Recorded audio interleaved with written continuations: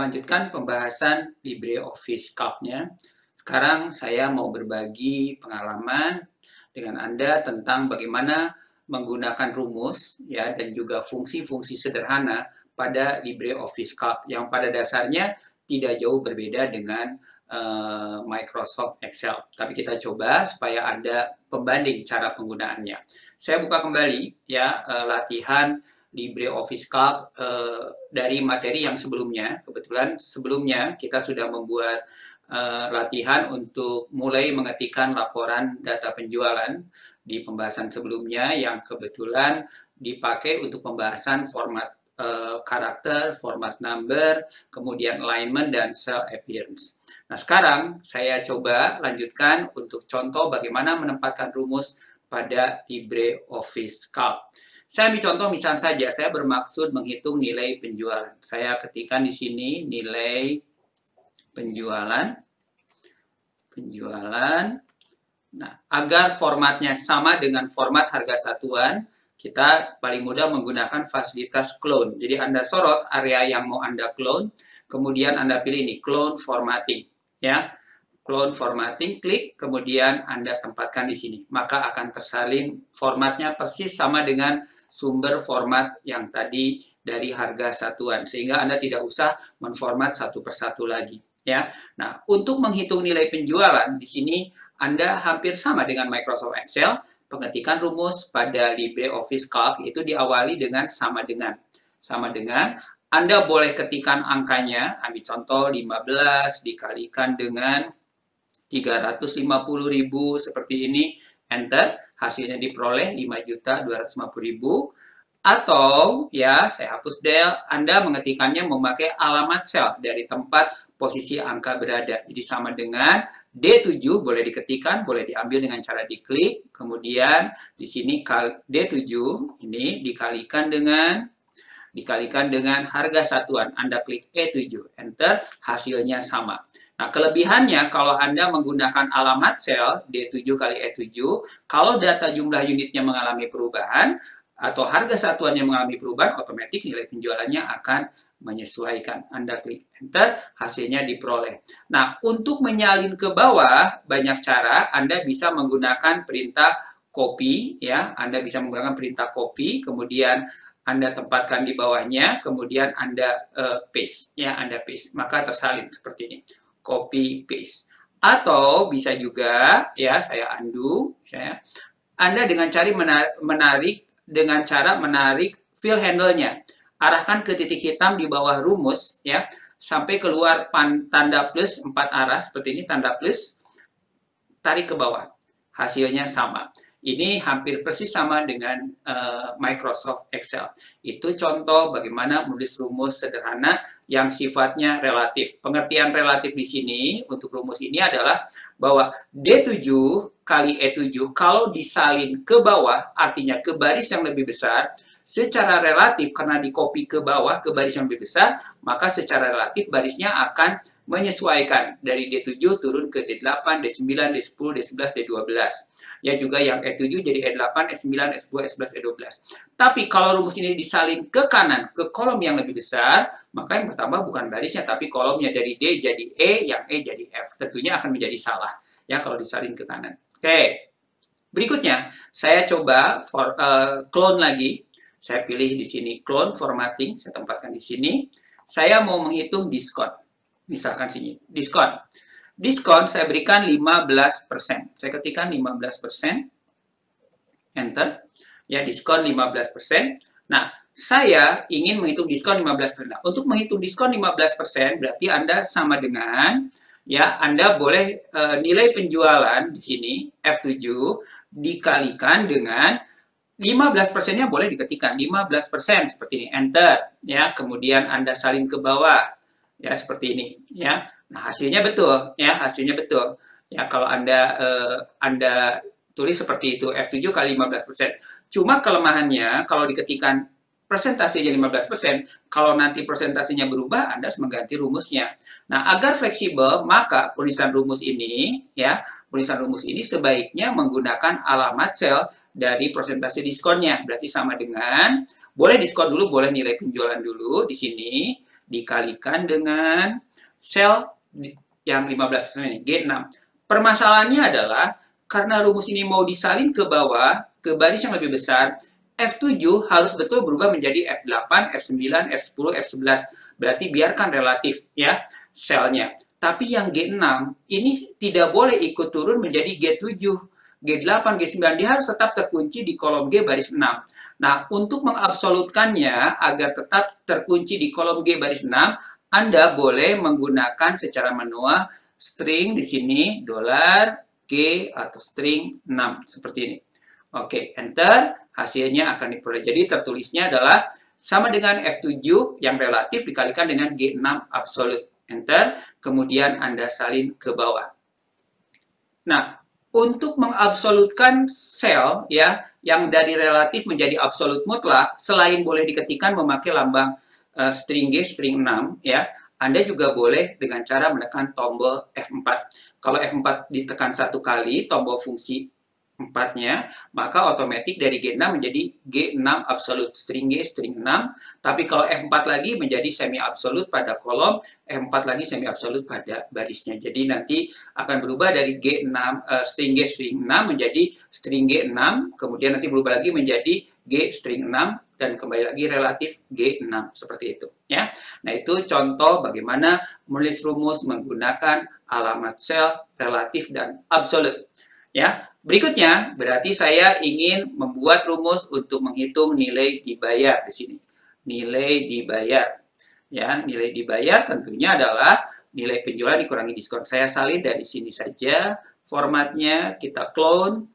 Oke. Tersalin. Berarti rumus yang ini yaitu nilai penjualan F7 dikurangi dengan G7. Ya, enter. Ya, secara relatif Anda salin ke bawah.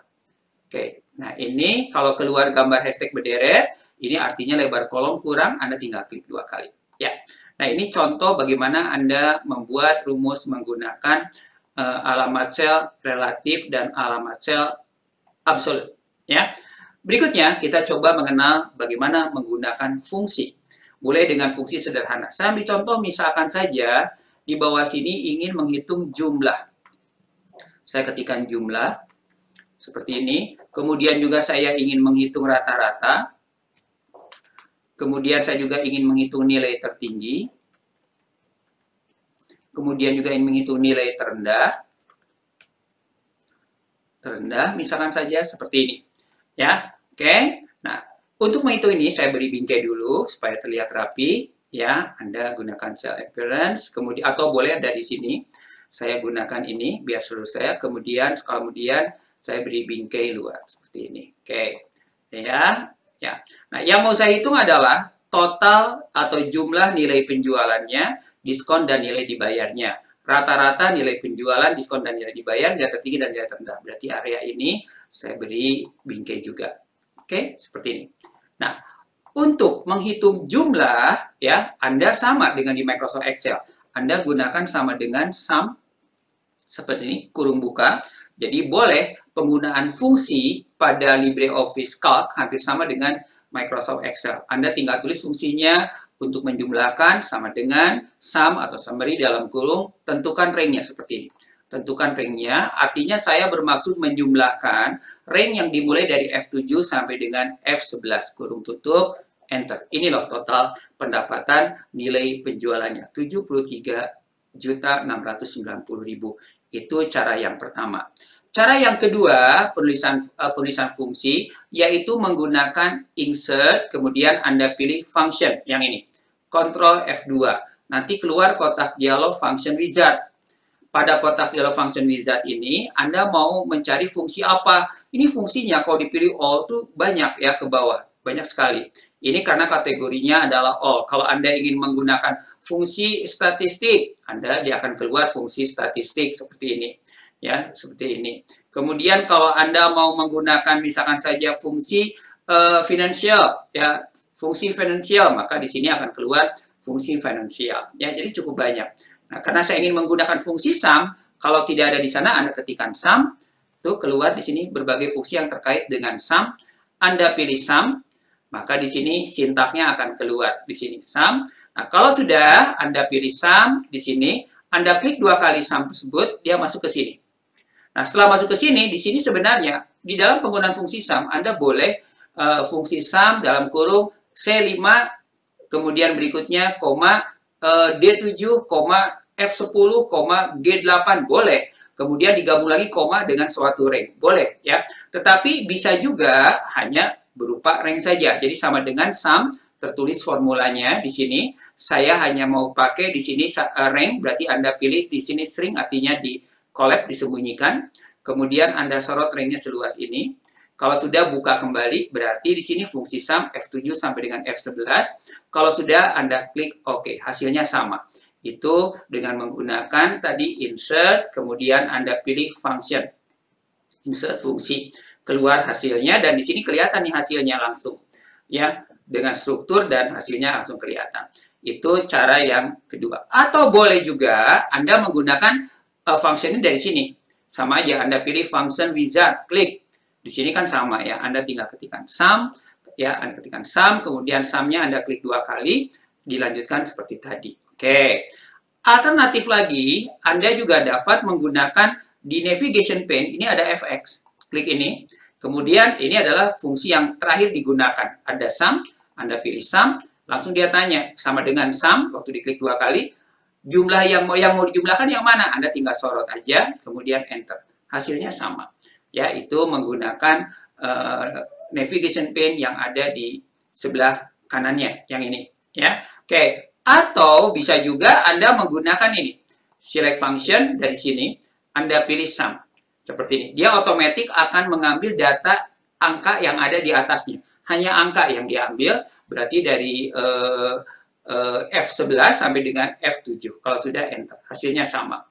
Fungsi yang Anda sudah tempatkan sama dengan di penulisan rumus, boleh disalin ke bawah atau ke samping kanan. Atau disalin kemanapun. Cara menyalinnya boleh memakai copy paste, ya, Anda boleh menggunakan copy. Di sini kemudian sorot ke kanan, Anda pilih paste, gitu kan, sama aja. Kalau keluar hashtag berarti kurang lebar kolomnya. Seperti ini, ya. Oke, sama ya. Atau bisa juga Anda menyalinnya dengan cara menarik fill handle-nya ke kanan, titik hitamnya ke kanan.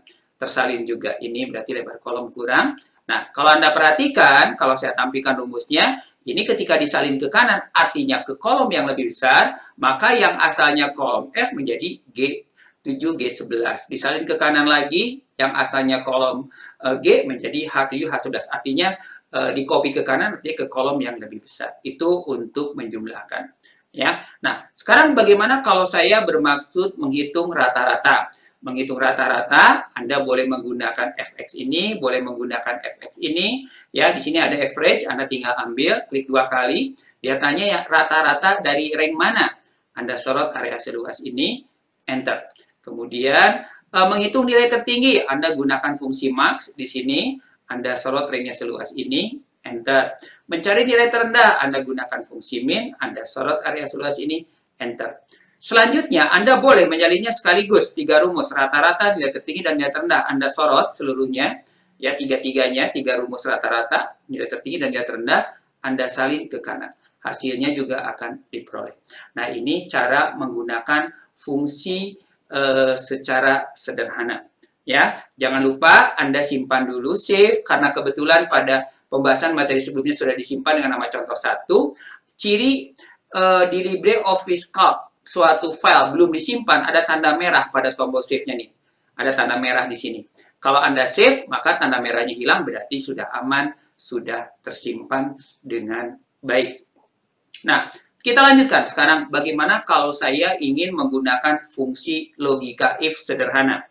Untuk menggunakan fungsi logika if sederhana, saya geser sedikit ke kanan. Misalkan di sini saya mau memberikan bonus. Di sini bonus penjualan. Oke, formatnya saya copy dari sini aja boleh, walaupun ini jadinya format angka, tidak menjadi masalah untuk sementara. Clone ke sini. Oke. Nah, kebetulan di sini misalkan saja saya bermaksud memberikan bonus, ya, memberikan bonus. Saya perkecil sedikit. Saya bermaksud memberikan bonus. Oke. Di sini saya bermaksud memberikan bonus. Keterangannya di sini. Oke, keterangan.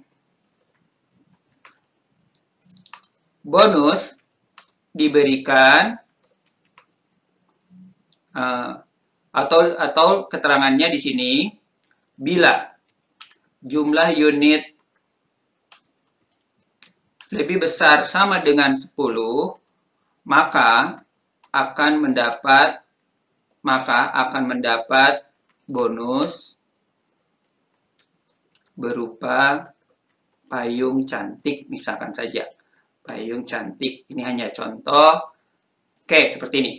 Jadi bila jumlah unitnya di atas 10, maka dia akan mendapat bonus berupa payung cantik. Bila tidak, ya tentunya tidak mendapat bonus. Boleh dikosongkan, boleh tulisan tidak dapat.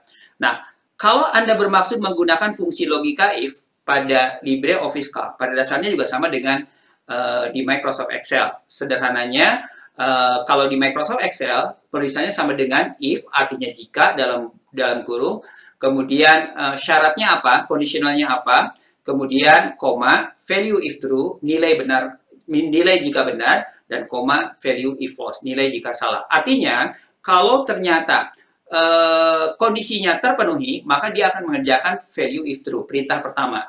Apabila tidak, koma, dia mengerjakan perintah yang kedua, value if false. Kita coba menggunakan fungsi if-nya. Nah, untuk menggunakan fungsi if, paling mudah ya kita gunakan fx aja, insert function atau function wizard, keluar seperti ini. Kita cari if, Anda ketikkan if, ya. Ini ada if di sini, Anda klik 2 kali. Nah, ketika menggunakan if akan dipandu oleh function wizard.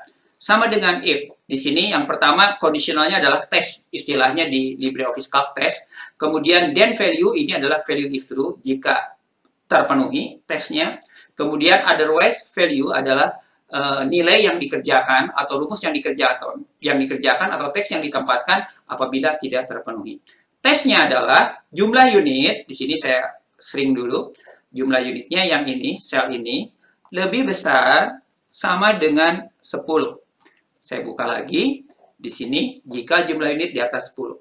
Nah, kalau benar, ternyata pemisah argumennya di sini adalah titik koma. Jadi, pemisah argumen antara test dengan then value dengan otherwise value itu kelihatan di sini titik koma. Kenapa? Karena regional setting yang saya gunakan di komputer saya itu sudah Indonesia. Tapi kalau defaultnya, dia menggunakan koma. Nah, karena kalau ternyata benar di atas 10 akan mendapat payung cantik, saya tanda petik karena teks, payung di sini cantik. Oke, payung cantik. Tanda petik, kemudian berikutnya di sini, di bawahnya, saya ketikkan di sini tidak dapat. Tidak dapat payung maksudnya ya. Oke, nah seperti ini. Ini adalah sintaknya. Nah, kalau sudah di sini, Anda tinggal klik OK, maka ternyata hasilnya 15, ya, MP3, karena 15 unit pembelian MP3 player, dia mendapat payung cantik. Saya coba salin ke bawah. Ketika disalin ke bawah, ternyata yang berikutnya handycam terjual 3 tidak dapat, kemudian digital kamera 7 tidak dapat, tapi yang keyboard 12 dapat payung cantik. Ini contoh menggunakan fungsi if secara sederhana pada LibreOffice Calc. Ya, kalau ternyata mau diedit, Anda tinggal klik di sini, maka dia akan ditampilkan rumusnya. Tapi kalau misalnya saja dieditnya mau menggunakan wizard, Anda klik fx, ya dia akan tampilkan di sini. Kan dia akan kelihatan struktur daripada rumusnya. Ini berbeda dengan di Microsoft Excel. Di Microsoft Excel malah strukturnya tidak kelihatan. Ya, strukturnya tidak kelihatan. Nah, kalau sudah Anda klik OK, jangan lupa Anda simpan ulang karena ada tanda merah berarti belum disimpan. Save. Ini contoh bagaimana Anda menggunakan rumus, ya, baik rumus yang relatif maupun absolut, dan bagaimana menggunakan fungsi secara sederhana, serta bagaimana menggunakan fungsi logika if. Jelas?